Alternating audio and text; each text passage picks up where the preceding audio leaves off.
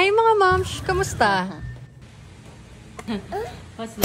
Kahapon na umaga nga, ganap na ito at maaga nga kaming bumangon ni Bebo para mamili ng konting pang-almusal. Medyo sinisipag-sipag nga kasi ako magluto ng umaga na to, kaya naman tara at samahan nyo kami. Andito nga rin si Dada ngayon, pero dahil puyat siya kagabi sa pag-OT ay hindi ko na nga muna ginising. Dahil baka magalit pa at hindi tayo maabutan ng pampareban. Charot! Pas nga muna sa reban dahil aesthetic na kawali, kaldero, bedsheet, carpet, bago sofa bed nga ang mga cravings ko ngayon. Taray! Pero sa totoo lang ay hindi nga muna ako pwede magpaganda dahil baka singilin kami bigla ng mga pinagkakautangan namin. Magtatago na muna for today's video. Hala hindi! Hanggat wala pa nga nakukulong sa SPay, LazPay at TikTok Pay Later ay hala sige, checkout lang ng checkout. Paawat ka naman? Sa kakadaldal ko nga ito at nakatapos na nga kami sa pamimili namin. Kung si XO Missing nga, SM North ang pangalawa niyang tahanan, kami ay dito naman sa may O-Save.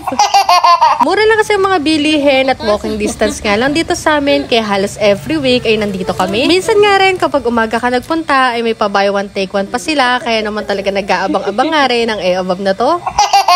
Taray, may pa-camera shot pa nga daw siya pagpasok ng bahay. Naakala mo talaga ay hindi muna siya pumasok para i-set up yung cellphone niya sa pagbibideo sa kanya.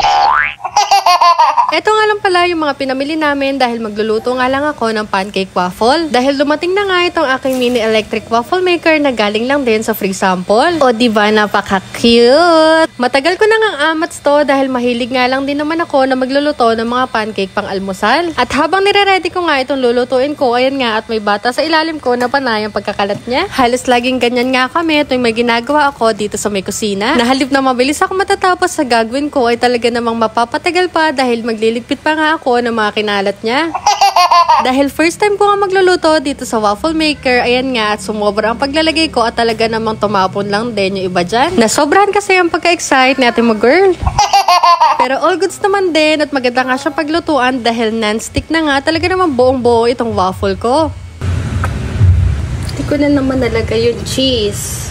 Nakakaloko pa nga dahil umpisa pala naiisip ko nga ilalagyan ko nga lahat ng cheese yung mga lulutuin ko. Kaya lang ito at nakakadalawa na nga ako pero nakakalimutan ko nga laging ilagay. Ang dali nga lang din gamitin nito dahil mabilis nga lang siya makaluto kaya naman kahit nagmamadali ka sa umaga ay caring-carry lang din. At syempre ilalagay ko nga rin sa comment section yung link dahil baka mabetan mo nga rin to.